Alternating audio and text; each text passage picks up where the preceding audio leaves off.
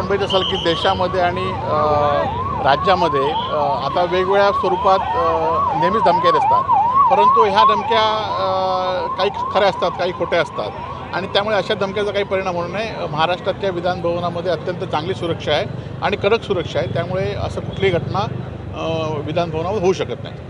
अधिवेशन सुरू असताना अशा प्रकारची धमकी देण्यात आली, त्यानंतर विधान भवन खाली करण्यात आल्याची माहिती आहे। काय सांगाल? नाही, सुरक्षेच्या दृष्टीने अनेक मंत्री असतात, अनेक VIP लोक असतात, अधिकारी असतात, त्यामुळे हे काही गोष्टी कराव्या लागतील, परंतु अशा कुठल्याही चुकीच्या घटना या विधानभवनाच्या सुरक्षेमध्ये एवढी कडक असते, त्यामुळे त्या होऊ शकत नाहीत। आज मोर्चा निघतोय, आंबा बागायतदारांचा मोर्चा निघतोय, कशा प्रकारे काय सांगाल? खरं तर सिंधुदुर्ग जिल्ह्यातल्या शेतकऱ्यांची आणि विशेषतः आंबा आणि काजू बागायतदारांची पहिल्यांदाच या जिल्ह्यामध्ये एकजूट होत आहे। सिंधुदुर्ग जिल्ह्यामध्ये ह्या वर्षी 90% उत्पादन घटलेलं आहे आणि त्याचा थेट आता शेतकऱ्यांना, बागायतदारांना, अर्थव्यवस्थेला या ठिकाणी थेट फटका बसणार आहे आणि त्यामुळे आज सिंधुदुर्ग जिल्ह्यातले शेतकरी रस्त्यावर उतरले आहेत। शासनाने यांची दखल घेतली पाहिजे आणि शासनाने ह्यावेळी जर मदत नाही केली तर हे शेतकरी देशोडीला लागतील आणि त्यामुळे या मोर्चा आपण बघितलं असाल की उत्स्फूर्तपणे लोक कुठलाही पक्षभेद विसरून या ठिकाणी आपल्या मागण्या करण्यासाठी पहिल्यांदाच रस्त्यावर उतरले आहेत। सरकारने, पदाधिकाऱ्यांनी, पालकमंत्र्यांनी, माननीय मुख्यमंत्र्यांसुद्धा आम्ही भेटलो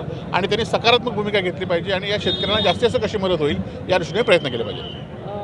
केंद्रात, राज्यात युतीचं सरकार आहे भाजपचं, शेतकऱ्यांवर अन्याय होणार नाही असं सांगितलं जातं, मात्र अर्थसंकल्पाची मागणी होत होती, अर्थसंकल्पात भरीव मदत करण्याची, जाहीर करण्याची, ती झाली नाही आहे। कसं नाही, खरं तर केंद्रात आणि राज्यात सरकार आहे, परंतु सरकारमधले लोक मात्र या म्हणजे शेतकऱ्यांना मदत करण्यास किती उत्सुक आहेत हा प्रश्न या जिल्ह्यातील नेत्यांचा मला आहे। कारण आजही नुकसान भरपाई झाल्यानंतर फक्त नजर पाहणी अहवालाचे आदेश दिलेले आहेत, अजूनही नुकसान भरपाईचे पंचनामे करण्याचे आदेश दिले नाही किंवा थेट मदत न करण्याचे आले। उलट हा मोर्चा कसा थांबेल यासाठी प्रयत्न करणारे काही राजकीय लोक नेते आहेत, त्यामुळे हे चुकीचं आहे आणि खरं तर शेतकऱ्यांनी जगला तर आपण सगळे जगू शकतो आणि त्यामुळे आपण या विषयात सकारात्मक भूमिका इथल्या केंद्रात आणि राज्यात असलेल्या सत्तेने घेतली पाहिजे आणि हा लोकांचा आक्रोश बघितला पाहिजे।